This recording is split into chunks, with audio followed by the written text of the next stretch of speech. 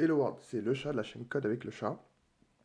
J'espère que tu vas bien. On se retrouve aujourd'hui dans un nouveau stream où je voulais qu'on discute en fait de les difficultés des développeurs juniors à trouver du taf. Effectivement, il y a des difficultés à trouver du taf et je pense qu'il y a beaucoup de développeurs juniors qui ne préparent pas les entretiens. Moi, c'est quelque chose aussi que je faisais pas forcément au début, c'est de préparer les entretiens. Et comme la semaine dernière, on avait parlé de ça, je voulais qu'on mette l'accent sur la difficulté à trouver du taf quand on est développeur junior et surtout sur la partie entretien.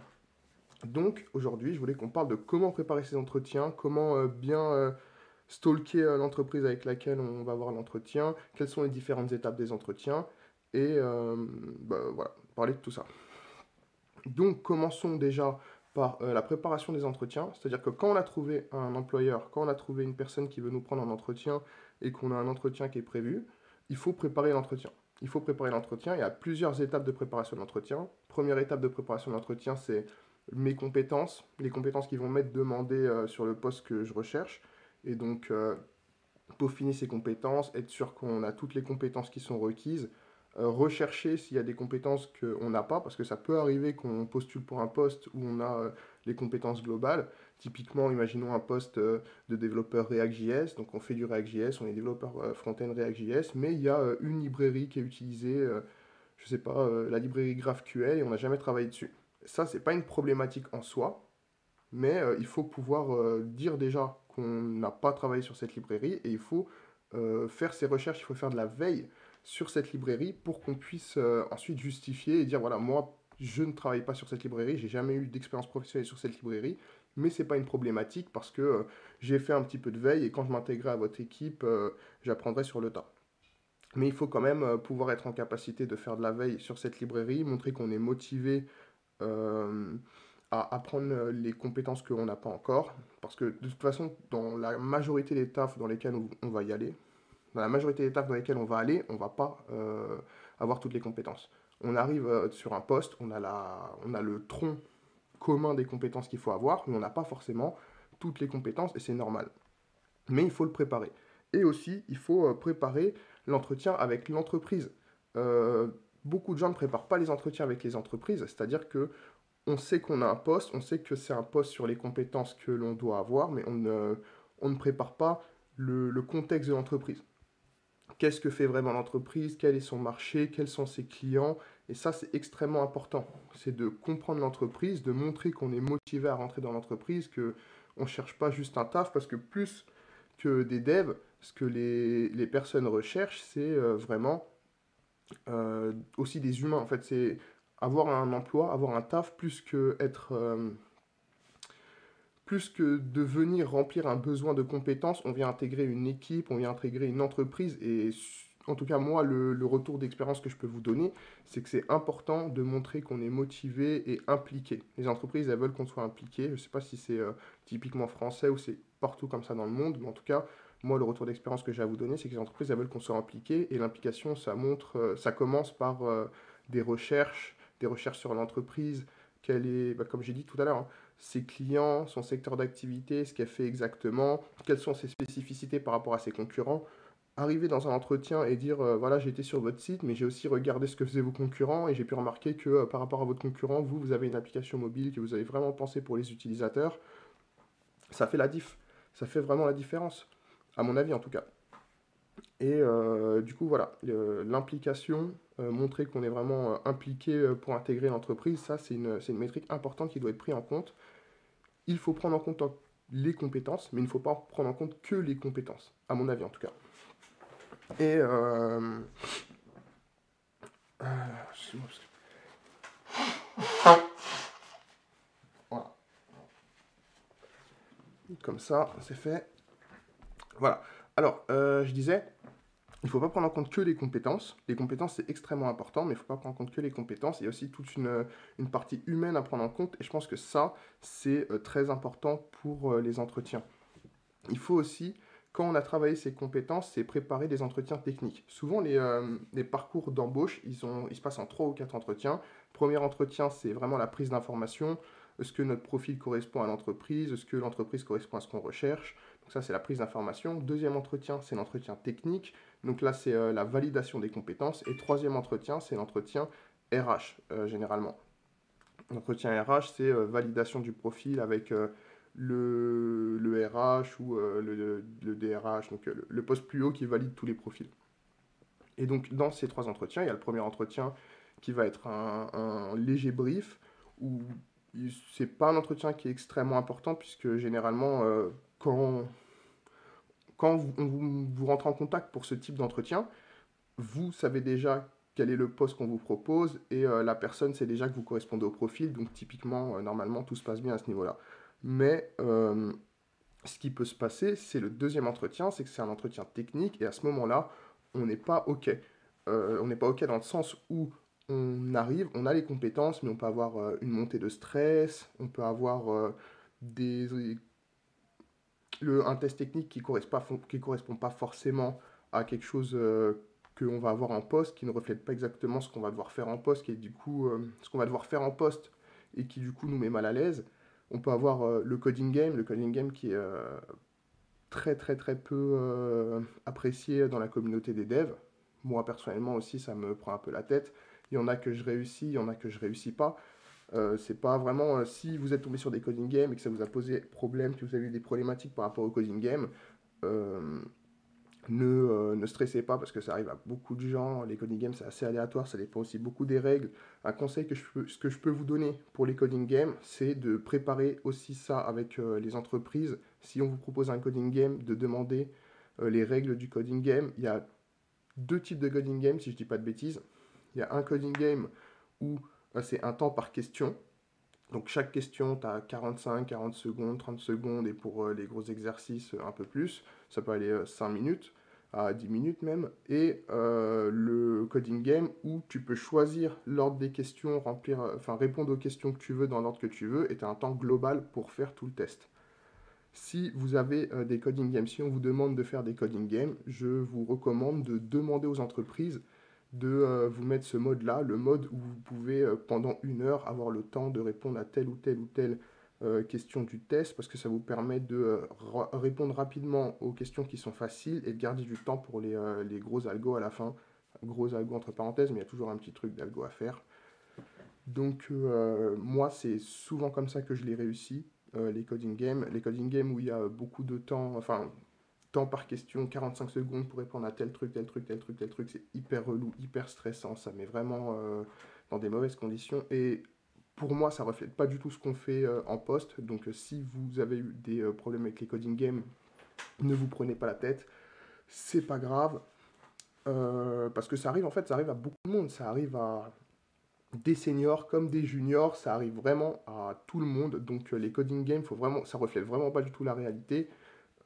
Si vous avez des problèmes avec des coding games, entraînez-vous, allez sur le site coding game, faites-le. Et sinon, gérez avec l'entreprise pour avoir ce que je vous ai dit, la possibilité de, sur 1 heure, un temps donné, de pouvoir répondre à toutes les questions dans l'ordre que vous voulez, pouvoir revenir dessus et gérer votre temps. Donc ça, c'est pour les entretiens. Il faut aussi travailler ses compétences personnelles en amont, c'est-à-dire qu'en amont, on travaille bien ses compétences personnelles. J'en ai pas parlé parce que ça, normalement, c'est la base. Si toi ou vous passez un entretien, vous n'allez pas aller à un entretien, tu vas pas aller à un entretien où tu ne réussis pas, où tu n'as pas les compétences pour.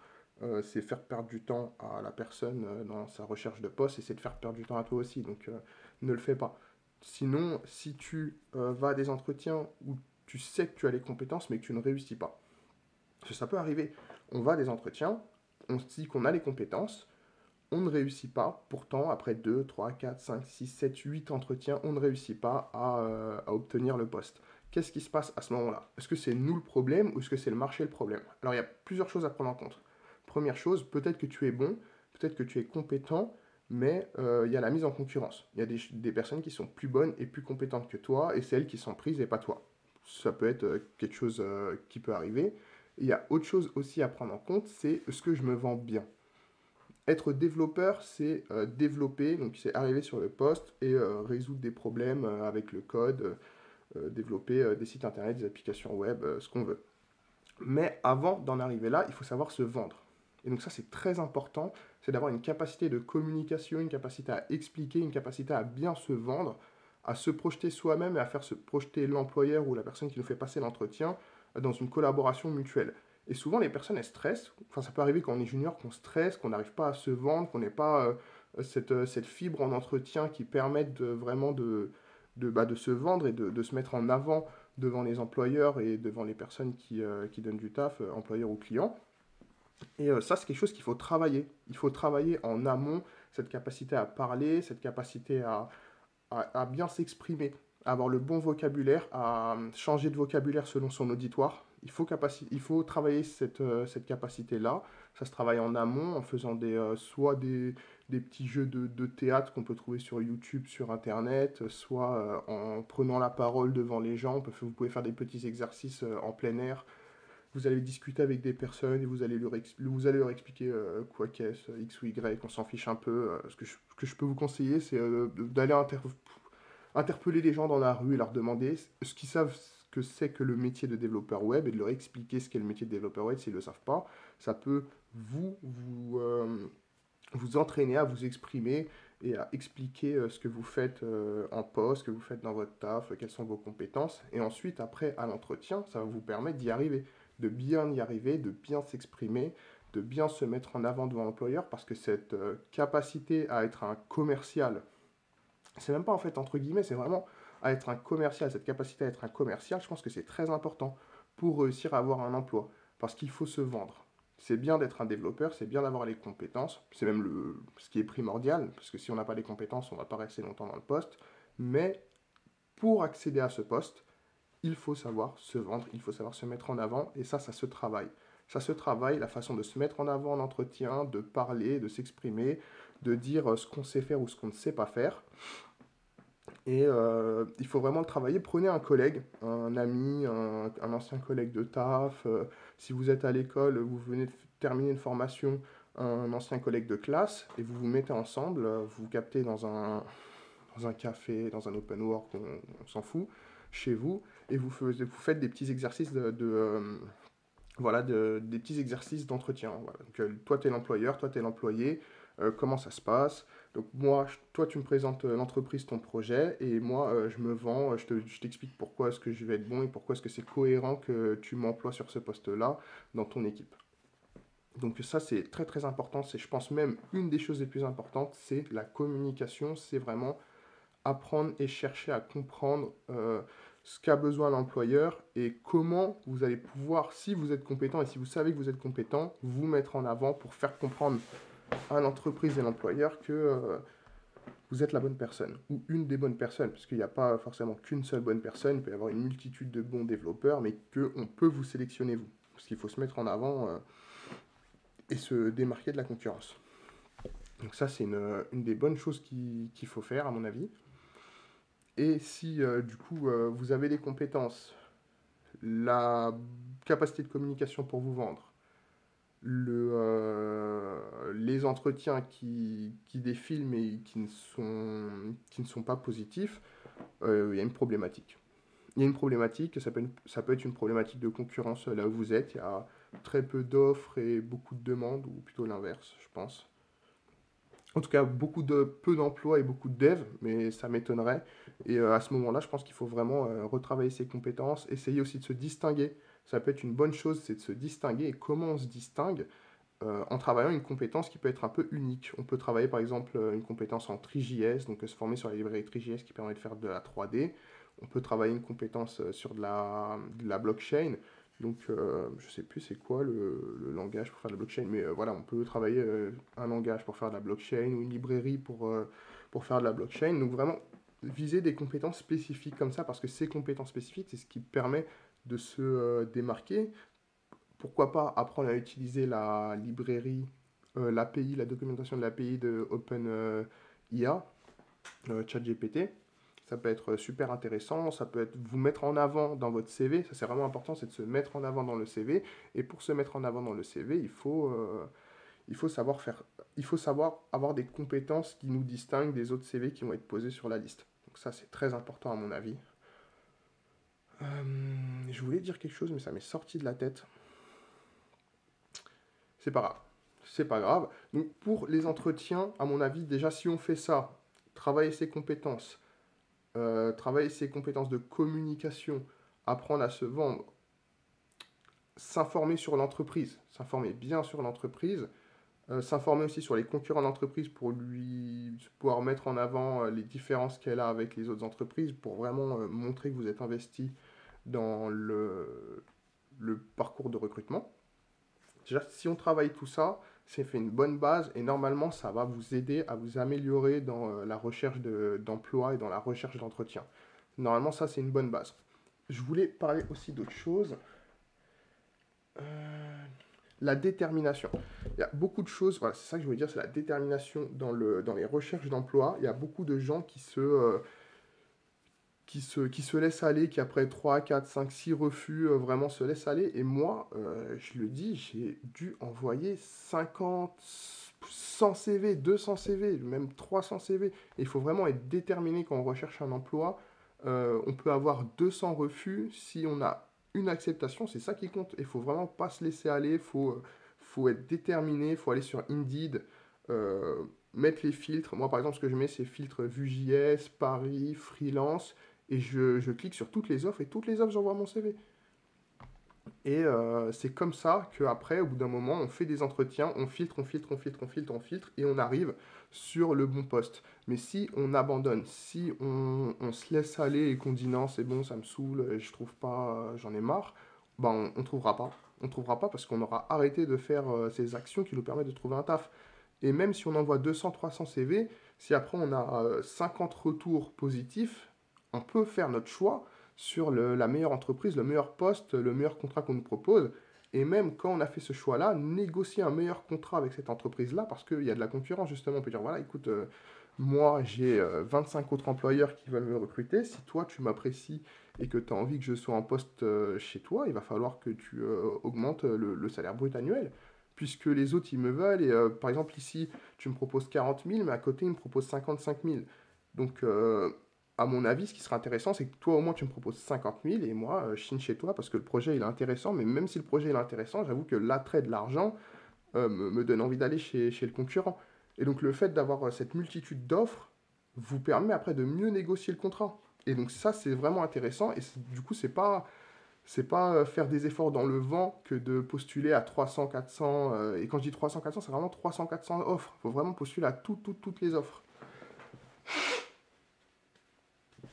Et un conseil que je peux donner aussi, c'est de postuler à...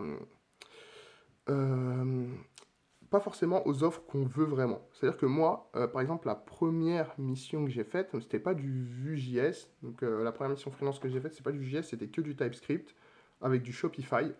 Donc j'ai fait un site de e-commerce pour une entreprise de textile de luxe. Donc je ne l'ai pas fait moi tout seul, j'ai intégré une agence pendant un temps donné, 6 7 mois, et pendant ce temps-là, j'ai participé avec eux à la création d'un site de textile de luxe belge pour la Fashion Week qui était en mars de je sais plus quand. On s'en fiche un peu. 2021 ou 2022, ouais, en mars quoi. Et du coup, moi, je suis développeur Vue.js. Les skills que j'avais travaillé avant dans l'agence dans laquelle j'étais avant, c'est des skills en Vue.js. Quand j'ai voulu me lancer en freelance, je voulais faire du freelance sur du Vue.js, mais la première mission que j'ai eue, ce n'était pas du Vue.js. Donc, il faut aussi savoir postuler dans des missions dans lesquelles on n'a pas forcément les compétences. Enfin, on restreint nos compétences. Moi, je savais faire du HTML, du CSS, du JavaScript, c'est ce qui m'était demandé. Je savais pas forcément faire du TypeScript, mais la montée en compétences, elle a été rapide. Je voulais faire du Vue.js, j'avais pas la possibilité d'en faire, mais c'est pas grave. J'ai trouvé ma première mission, je suis rentré dans la mission, je suis resté 6 mois dans cette agence. Pendant ces 6 mois-là, j'ai pris des compétences, j'ai pris de l'expérience, et après j'ai trouvé une autre mission en Vue.js 3 en plus, donc ça m'a permis de monter en compétences en Vue.js 3. Et si par contre je n'avais pas accepté cette première mission, que je m'étais dit non, je ne vais pas faire cette mission parce qu'il n'y a pas du Vue.js et que du TypeScript avec du Shopify, j'aurais pas eu la possibilité de faire du TypeScript qui m'a ensuite servi dans la mission que j'ai fait après. Et j'aurais pas eu ces 6 mois dans mon CV qui permet aussi après de valider un peu mes compétences auprès du prochain client. Donc, si vous avez du mal à trouver des postes, si vous avez du mal de trouver un emploi, imaginons sur un framework React, JavaScript, Vue.js, essayez d'enlever ce framework-là et de trouver un poste en HTML, CSS, JavaScript, avec un peu de TypeScript, une petite librairie, un peu de jQuery, pour faire 1 an, 6 mois, 9 mois ouais, on va dire un an dans ce poste-là, et ensuite, quand vous avez fait un an dans ce poste-là, avec juste HTML, CSS, JavaScript, vous avez pris d'autres compétences qui vont être des compétences annexes, utilisation de GitHub, utilisation de Docker, utilisation du terminal, toutes ces petites compétences qui vont faire que pour le prochain poste, vous allez y aller avec un plus gros bagage et le petit déficit. Bonjour le chat code, merci pour ton stream, merci à toi aussi. Tac, je viens de me rendre compte d'un truc, c'est qu'on voit pas le chat et tes conseils. Merci, on voit pas le chat, mais c'est pas grave, moi je le vois et je peux pas le mettre là comme ça. C'est un peu relou. Mais c'est pas grave, la prochaine fois je mettrai le chat dans la scène full, parce que là on est en full. Et merci Guillaume, il n'y a pas de souci. Donc je disais quoi? Voilà, pour trouver des entretiens, si on n'arrive pas à avoir l'entretien qu'on veut sur la techno qu'on veut, on enlève la techno, on trouve un poste avec une techno un peu plus low, un peu plus basse, et à ce moment-là, ça va nous former, on va travailler sur le projet, et quand on aura travaillé sur ce projet, on va pouvoir ensuite trouver un poste avec la techno qu'on veut, parce qu'on aura un plus gros bagage qui va permettre de mieux confirmer auprès de l'employeur ou du client que on est compétent pour le poste recherché. Donc savoir un peu baisser ses critères aussi, ça peut être important. Baisser ses critères de salaire aussi. Pourquoi pas je sais pas, vous cherchez un poste à 40 000, imagine. Un poste à 40 000 brut annuel, et vous n'arrivez pas à trouver. Bah, vous descendez à 35 000, 33 000, pour faire 33 000 pendant un an. Même ça se trouve même 30 000, pourquoi pas. Pendant un an, on charbonne, on charbonne, on charbonne, on charbonne, on charbonne, on charbonne, on charbonne. Et après, quand on a charbonné comme ça, qu'on a pris des compétences, on va chercher un nouveau poste avec un nouveau employeur. Et là, plus qu'à 40 000, on demande 45 000. Bon, j'abuse peut-être un peu, 40 000. Mais en tout cas, voilà, il faut surtout, c'est pas abandonner, c'est toujours continuer, continuer, continuer, continuer, continuer. Il faut jamais laisser tomber, c'est ça le plus important dans la recherche d'emploi, c'est jamais laisser tomber. Ça peut prendre 3 semaines, comme ça peut prendre 6 mois, mais au bout du compte, vous allez y arriver, parce qu'il y a largement plus de demandes d'emploi que de développeurs qui sont disponibles. Ça, c'est une certitude, mais si vous n'y arrivez pas, il ne faut pas hésiter à remettre la responsabilité sur soi-même, à essayer de se former plus, d'être plus compétent pour que les entreprises aient une meilleure confiance en nous pour qu'on puisse être employé. Donc je pense qu'on va fermer la parenthèse des entretiens comme ça.